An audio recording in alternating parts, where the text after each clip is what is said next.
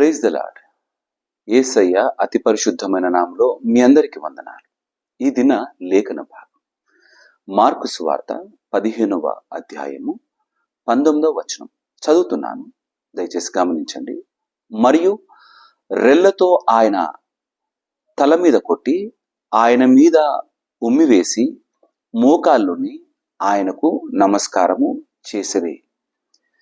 మోకాళ్ళుని నమస్కారము చేస్తున్న మాట ఒకవేళ గౌరవమైనదైతే, దాని ముందున్న మాట ఆయన తలపైన కొడుతూ ముఖం పైన ఉమ్మివేస్తూ అవమానిస్తున్నారు. గౌరవించాల్సిన పనిని అగౌరవానికి కూడా వాడవచ్చు అనే మాట అక్కసు కలిగిన వారు, కోపం కలిగిన వారు, ద్వేషం కలిగిన వారు చేసే పని. దేవుని స్వభావము గౌరవించే మాట. అవమానాన్ని కూడా తీసుకొని ఎదుటివారికి గౌరవాన్ని ఇచ్చే మాట.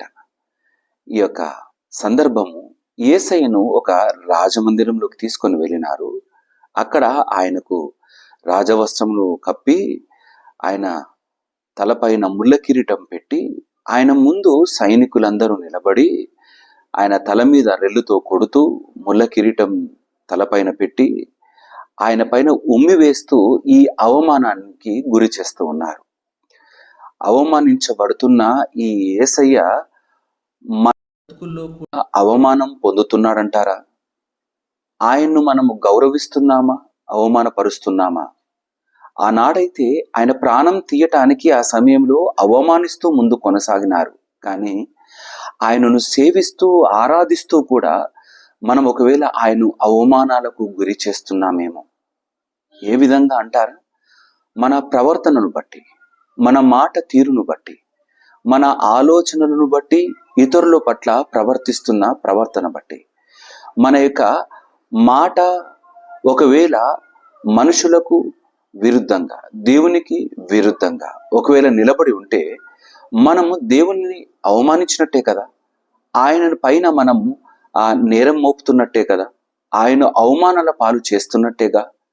మనము అవమానింపబడే వారముగా ఉండకూడదనే పాపపు అనే డాగులను మన జీవితం నుండి తుడిచివేయుటకు యేసయ్య ఆ కలువరి శిలువలో బలియాగమయ్యి రక్షణ భాగ్యంలోకి నడిపింపబడ్డ మనము ఆయన్ను ఇంకా ఆరాధిస్తున్న వారముగా ఉంటూ, ఆయన సేవిస్తున్న వారముగా ఉంటూ, లోకానికి కనబడుతూ, కానీ మనము ఆయన అవమానించే వారముగా ఒకవేళ ప్రవర్తిస్తే మాత్రము మనము ఈ సైనికుల కన్నా ఏమీ తక్కువ వారము కాము. నిష్ఠ కలిగి నమ్మకంతో, భక్తి విశ్వాసములతో ఆయన పైన ఆధారపడ్డ వారముగా ఆయనకు మన జీవితాలను అప్పజెప్పి ఆయనను అధికారిగా నిలబెట్టాలి, రాజుగా నిలబెట్టాలి మన జీవితాల్లో. ఆ స్థితిని విడిచిపెట్టి ఆయనను కలిగిన వారమంటూ చెప్పుకుంటూ ఆయనకు అయిష్టమైన కార్యాలన్నీ జరిగిస్తూ, ఏ ఏ ప్రాంతాలలో, ఏ ఏ ప్రదేశాలలో మనం ఆయనకు అయిష్టంగా కార్యాలు జరిగిస్తున్నామో వాటిని కలిగి ఆయన్ను అవమానిస్తున్నట్టు కాదా? చేసే ప్రతి తప్పును బట్టి ఆయనను మనము ఉమ్మివేస్తున్నట్టు కాదా? ఆయన పైన మనం కొడుతున్నట్టు కాదా? మనం చేసే ప్రతి అపరాధములను ముళ్ళ కిరీటం వలె ఆయన తలపైన మోదుతున్నట్టు కాదా? ఒకసారి మనల్ని మనం పరిశీలన చేసుకుందాము. కరుణామయుడు సినిమా చూసినప్పుడు ఆ చిట్ట చివరిలో సిలువకు వేస్తున్నప్పుడు, కొరడాలతో కొడుతున్నప్పుడు మనకి ఎక్కడలేని దుఃఖము, వేదన, బాధ. కానీ అదే యేసయ్య మనము చేస్తున్న అపరాధములను చూసినప్పుడు మన కొరకు ఆయన రక్తము చిందించి ప్రాణము బలిగా అర్పించి మన బ్రతుకులను మార్చుటకు అన్ని సిద్ధపరిచిన తర్వాత కూడా ఇంకా మనము పాపపు స్థితిలో ఉంటే ఆయనకు ఎంత బాధ. చూస్తూ చూస్తూ మనం నాశనం అయిపోతూ ఉంటే ఆయన తట్టుకోగలడా? ఆయన వచ్చిందే మన కొరకు కదా. ప్రాణం బలిగా అర్పించిందే మన కొరకు, మన బ్రతుకులను మార్చుట కొరకే. ఈ నమ్మకమైన యేసయ్యను ఏ విధంగా మనము హింసిస్తున్నాం? ఒకనాడు ఒక వ్యక్తి హింసించినాడు. ఆ వ్యక్తిని దమస్కు అనే మార్గంలో పట్టుకొని, సౌలా సౌలా, ఏల నన్ను హింసిస్తున్నావు అంటే ఆయన ఎవరిని హింసించినాడు? సంఘాన్ని హింసించినాడు. సంఘాన్ని హింసిస్తున్న సౌలును యేసయ్య పట్టుకున్నాడు. నమ్మకమైన పరిచర్య జరిగించుట కొరకే నమ్మకమైన పాత్రగా నిలబెట్టినాడు. ఈ యొక్క దినాన టర్న్ మనది. ఈ యొక్క సమయం మనది, ఇప్పుడు వంతు మనది. నిలబడదామా? అవమానమైనా, ఏ పరిస్థితి అయినా, ఎటువంటి స్థితి వచ్చినా ఆయన కొరకు నమ్మకంగా నిలబడదామా? మన ద్వారా యేసయ్య అవమానింపబడ్డానికి వీల్లేదు. మన ద్వారా యేసయ్యకు పేరు లేని స్థితి తీసుకొని రావడానికి వీల్లేదు. మనము యేసయ్యకు ప్రతినిధులుగా ఉందాం. ఆయన రక్తము మన కొరకే చిందించి పాపము నిమిత్తము మన యొక్క జీవితాలను పాడైతున్న స్థితిలో ఉన్న స్థితిని బట్టి ఆయన మన జీవితాలను మార్చి పవిత్రపరిచి పరిశుద్ధులుగా నిలబెట్టిన ఈ బ్రతుకులో ఆయన కొరకు మాత్రమే బ్రతికే వారంగా శ్రేష్టమైన జీవితంలో నిలబడదాం. అవమానించడానికి వీల్లేదు.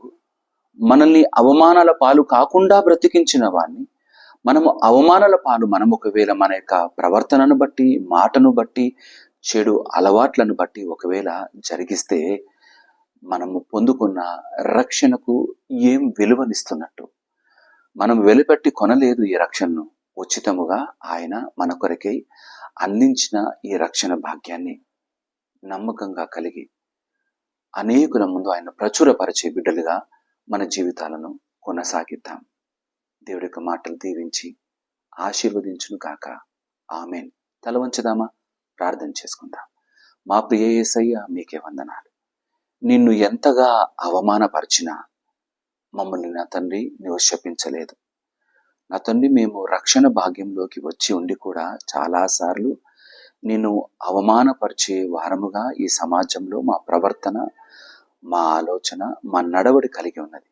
యేసయ్య, దయతో మమ్మల్ని క్షమించి సరిచేయమని ప్రార్థన చేస్తూ ఉన్నాం. ఈ శ్వాస ఉన్నంత కాలము నీ కొరకు బ్రతుకుటకు మాకు సహాయం దయచేయం ప్రార్థన చేస్తూ ఉన్నాను. నా తండ్రి, ఇంకా నిన్ను అవమానపరిచి అలవాట్లు కలిగి ఉన్న ప్రతి ఒక్కరిని సన్నిధానానికి తీసుకుని వస్తున్నాను. చెడ్డ మాటలతో కానీ, చూపులతో కానీ, ప్రవర్తనలో కానీ, చెడు అలవాట్లతో కానీ నిన్ను అవమానపరుస్తూ నాయన నీ పైన ఉమ్మి వేస్తున్న స్వభావము కలిగిన ప్రతి ఒక్కరిని నీ సన్నిధానానికి తీసుకుని వస్తున్నాను. దేవా, నీ కరుణతో, నీ దయతో వారిని తిరిగి సరిచేస్తూ నీ కొరకై నిలబెట్టుకోమని ప్రార్థిస్తున్నాను. మేము ఎల్లవేళలా నిన్ను అనేకుల ముందు హెచ్చించు వారముగా మమ్మల్ని నిలబెట్టమని ప్రార్థిస్తున్నాం. ఎందుకంటే తండ్రి, ఈ దినమున మేము హెచ్చించబడిన ఈ స్థితి కేవలం నీవిచ్చినదే. నీ రక్షణ భాగ్యంలో నిలబెట్టి నడిపిస్తున్నదే. మమ్మల్ని అట్టి నమ్మకమైన స్థితిలో స్థిరపరిచి నడిపించమని, నీ కొరకే బ్రతుకుటకు కావలసిన శక్తిని, బలాన్ని అనుగ్రహించమని, ఈ దినదీవన ఆశీర్వాదాలతో నింపి నడిపించమని స్తుతులు చెల్లిస్తూ యేసయ్య అతి పరిశుద్ధమైన నామంలో అడిగి ప్రార్థించి వేడుకుంటున్నాం నా తండ్రి. ఆమేన్. దేవుడు మిమ్మల్ని అందరినీ దీవించి ఆశీర్వదించును గాక. అందరికీ ప్రైజ్ ది లార్డ్.